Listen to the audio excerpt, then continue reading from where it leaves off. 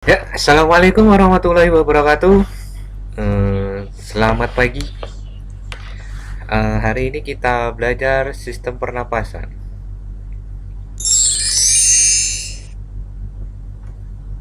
Pengertian sistem pernapasan. Ya, yang dimaksud dengan sistem pernapasan adalah peristiwa menghirup udara dari luar yang mengandung oksigen serta menghembuskan udara yang banyak mengandung karbon dioksida sebagai sisa dari oksidasi keluar dari tubuh atau sebagai sisa dari proses metabolisme sel kita, ya. Terus penghisapan udara ini disebut dengan inspirasi, sedangkan menghembuskan disebut dengan ekspirasi, ya. Menghisap udara inspirasi, menghembuskan udara ekspirasi. Selanjutnya ada proses inspirasi. Berarti apa tadi? Inspirasi menghisap udara. Nah, ini ada prosesnya atau mekanisme kerjanya proses di saat kita inspirasi, di saat kita menghirup udara. Pertama, terjadi kontraksi otot diafragma dan interkostalis eksternal, ya. Interkostalis eksternal, ya. Terus volume torak membesar, terjadinya dua otot diafragma dengan interkosta eksternal ini sehingga menyebabkan volume torak membesar. Sehingga menyebabkan tekanan intrapleura menurun. Sehingga terjadi penurunan tekanan intrapleura menurun sehingga menyebabkan paru-paru mengembang. Setelah paru-paru mengembang, otomatis tekanan intraalveoli ikut menurun, ya. Setelah tekanan intraalveoli menurun, otomatis udara masuk ke dalam paru-paru, ya. Jadi udara itu terhisap ke dalam paru-paru, ya. Prosesnya inspirasi, bukan udara yang masuk, ya. Udaranya terhisap dikarenakan perbedaan tekanan di antara tekanan atmosfer dan tekanan intraveoli, ya. Karena tekanan intraveolinya menurun sehingga udara terhisap ke dalam alveoli, ya. Ini mekanisme inspirasi, ya. Diulangi lagi, karena terjadi kontraksi otot diafragma dan interkostalis eksternal sehingga menyebabkan kafum torak membesar atau volume torak membesar. Sehingga volume torak membesar menyebabkan lagi tekanan intrapleura menurun, ya. Sehingga menyebabkan paru-paru mengembang. Sehingga paru-parunya mengembang menyebabkan intraalveoli menurun. Sehingga dikarenakan intraalveoli menurun, otomatis masuk udara yang dari luar masuk ke dalam paru-paru. Ya, inilah yang disebut dengan proses inspirasi. Selanjutnya kita lanjutkan dengan proses ekspirasi. Inspirasi dan ekspirasi prinsipnya sama, tapi yang terjadi terbalik, ya. Yang pertama saat inspirasi, otot inspirasinya yang tadi berkontraksi, yang ini relaksasi, sehingga volume toraknya mengecil, ya. Karena ininya otot diafragma dan otot interkostalis eksternal mengecil, merelaksasi, sehingga mengakibatkan volume torak mengecil, ya. Karena volume toraknya mengecil sehingga tekanan intrapleuranya meningkat karena tertekan oleh torak tadi, ya. Setelah meningkat menyebabkan volume paru mengecil. Karena volume parunya mengecil kedorong sehingga mengakibatkan tekanan intraalveoli meningkat ya. Karena tekanan intraalveoli meningkat sehingga udara terdorong keluar dari paru-paru ya. Ini yang disebut dengan ekspirasi ya. Inspirasi terjadinya udara masuk, ekspirasi udaranya keluar ya. Keluarnya itu dikarenakan apa? Dikarenakan tekanan alveolinya meningkat sehingga udara terdorong keluar. Sedangkan saat terjadi inspirasi, tekanan alveolinya ini menurun sehingga udara terhisap masuk ke dalam alveoli ya. Selanjutnya, nah ini organ-organ pernapasan kita. Ada hidung, nah ini yang hidung, atau terus ini faring, ya. Ada epiglotis, ada laring, terus ada trankea. Nah, ini pita suara yang menyebabkan kita bisa berbicara. Ini trankea, ini jalan napas ya. Terus ini bronkus, terus ini bronkus ada dua, terus bercabang-cabang menjadi bronchiolus. Setelah bronchiolus, setelah dari bronchiolus menuju alveolus ya. Ini organ pernapasan kita ya. Terus ini ada ini organ paru. Ini ada lobus ya. Sebelah kanan terdiri dari 3 lobus, sedangkan sebelah kiri terdiri dari 2 lobus paru-paru. Selanjutnya organ pernapasan atau nasal yang sering disebut dengan hidung. Hidung merupakan organ pernapasan yang pertama dilalui udara luar. Di dalam rongga hidung terdapat rambut dan selaput lendir berguna untuk menyaring udara yang masuk ya. Lendir berguna untuk melembabkan udara dan konka untuk mengangkat udara pernapasan. Selanjutnya faring. Faring merupakan percabangan 2 saluran, yaitu saluran tenggorokan ya atau nasofaring yang merupakan saluran pernapasan, dan saluran kerongkongan atau orofaring yang merupakan saluran pencernaan. Terus selanjutnya laring atau pangkal tenggorokan merupakan bagian pangkal dari saluran pencernaan atau trankea ya. Laring tersusun atas tulang rawan yang berupa lempengan dan membentuk struktur jagung. Di atas laring terdapat katup epiglotis ya. Epiglotis yang akan menutup saat menelan, dan katup berfungsi mencegah makanan dan minuman masuk ke saluran pernapasan. Pada pangkal laring terdapat selaput suara. Yang selaput suara akan bergetar jika terhembus udara dari paru-paru. Trankea. Trankea merupakan organ tabung antara laring sampai dengan puncak paru ya. Panjangnya sekitar 10 sampai 12 cm.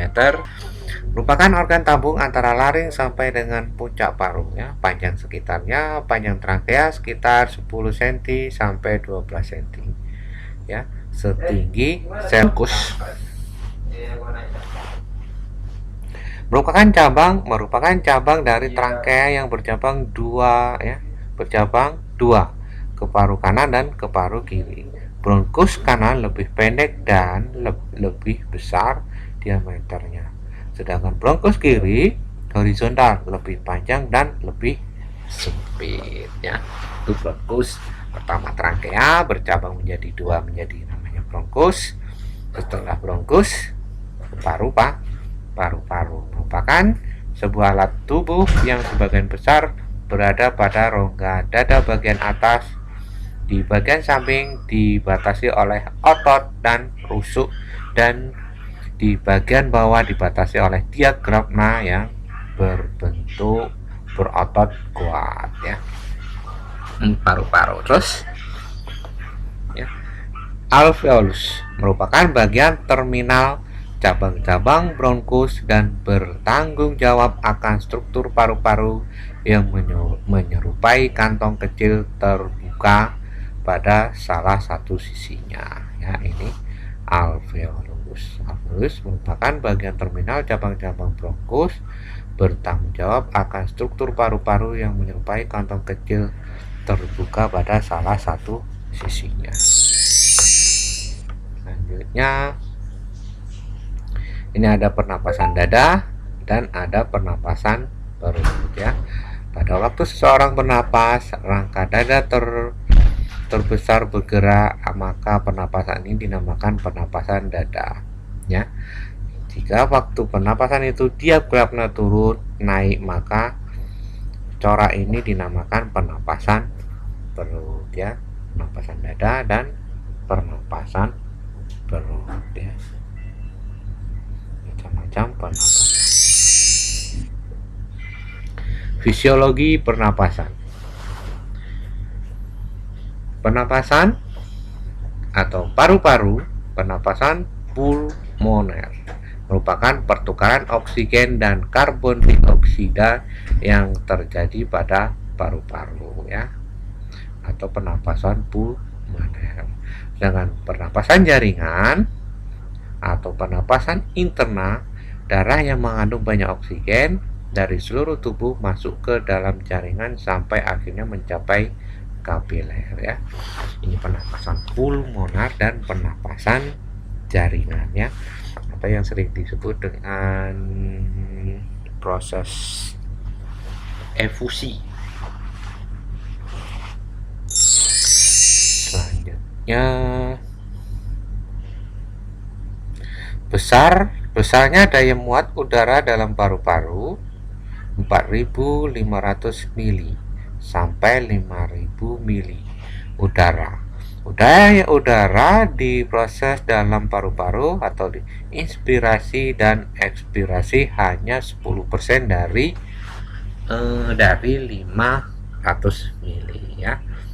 Disebut juga udara pasang surut atau udara tidal, yaitu yang dihirup dan yang dihembuskan pada pernapasan biasa ya. Udara tidal itu yang dihirup dan dihembuskan saat bernapas biasa. Sedangkan selanjutnya, udara yang keluar masuk paru-paru pada waktu melakukan pernapasan biasa disebut udara Vidal. Volumenya udara pernapasan lebih kurang sekitar 500 mili ya. Setelah melakukan inspirasi biasa, kita masih bisa menarik napas sedalam-dalamnya. Nah, udara yang masuk setelah inspirasi biasa disebut dengan udara komplementer ya. Volumenya lebih kurang 1.500 mili. Setelah ekspirasi biasa, kita masih bisa menghembuskan napas sekuat-kuatnya. Udara yang dapat dikeluarkan setelah ekspirasi biasa disebut dengan udara suplementer ya.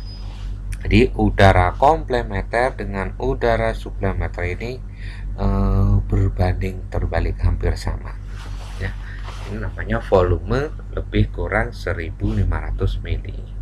Walaupun kita mengeluarkan napas dari paru-paru dengan sekuat-kuatnya, ternyata di dalam paru-paru masih ada udara disebut dengan udara residu ya. Volume udara residu lebih kurang 1.500 mili. Jumlah udara tidal, udara komplementer, dan udara suplementer disebut dengan kapasitas vital paru-paru ya. Di antara udara residu, udara komplementer, suplementer, dan udara tidal dijumlahkan menjadi kapasitas vital paru-paru. Kapasitas paru-paru, udara yang keluar masuk ke paru-paru pada waktu melakukan pernapasan bisa disebut dengan udara.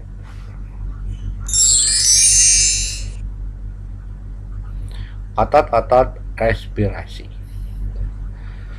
ya, otot respirasi dan otot ekspirasi. Otot inspirasi, otot saat kita menarik napas. Otot inspirasi utama seperti M, intercortalis externus, yang berfungsi untuk mengangkat tulang iga. Sedangkan otot pernapasan yang paling penting adalah diafragma, berfungsi melebarkan rongga dada dimensi longitudinal serta menyebabkan elevasi tulang iga bagian bawah, ya. Otot inspirasi tambahan M, sternocleidomastoidus, mengangkat sternum ke depan dan ke atas. Terus ada lagi otot ekspirasi, nanti saat kita menghembuskan napas, ya. Otot-otot yang berperan intercortalis internus, otot ini berfungsi menekan iga ke arah dalam, ya.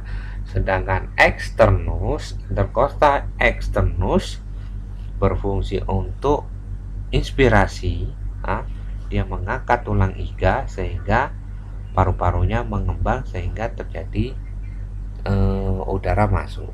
Sedangkan intercostalis internus, kalau dia saat berkontraksi menekan iga ke dalam paru-paru sehingga terjadi proses ekspirasi. Sedangkan otot abdomen seperti rectus abdominalis dan abdominis, externa obliqua dan interna obliqua dan transversus abdominalis akan melakukan penekanan iga bagian bawah serta kompresi isi perut, ya.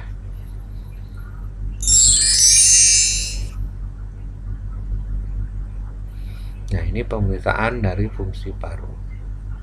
Pemeriksaan fungsi paru lazim dilakukan dengan alat spirometer. Dengan spirometer dapat diketahui semua volume pernapasan kecuali volume residu, serta semua kapasitas pernapasan kecuali kapasitas pernapasan yang mengandung komponen volume residu seperti kapasitas paru-paru total dan kapasitas residu fungsional.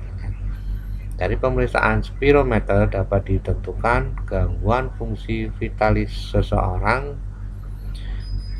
Jenis gangguan dapat digolongkan menjadi dua, yaitu gangguan fungsi paru, obstruksi, hambatan aliran udara, atau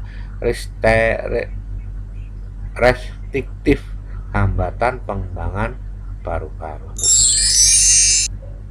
Pengendalian pernapasan, ya. Pengendalian oleh saraf otomatis, pengendalian oleh saraf pusat atau otomatik atau saraf otonom, medula oblongata mengeluarkan impuls eferen ke otot pernapasan melalui kardiak saraf cervicalis, diantaranya ke diafragma oleh saraf phrenikus. Pengendalian secara kimia mengendalikan dengan pengaturan secara kimia meliputi frekuensi, kecepatan dalamnya gerakan pernapasan CO2 dan produksi asam dari metabolisme. Dan bahan kimia yang asam ini merangsang pusat pernapasan untuk mengirim keluar impuls saraf yang bekerja atas otot pernapasan. Wassalamualaikum warahmatullahi wabarakatuh.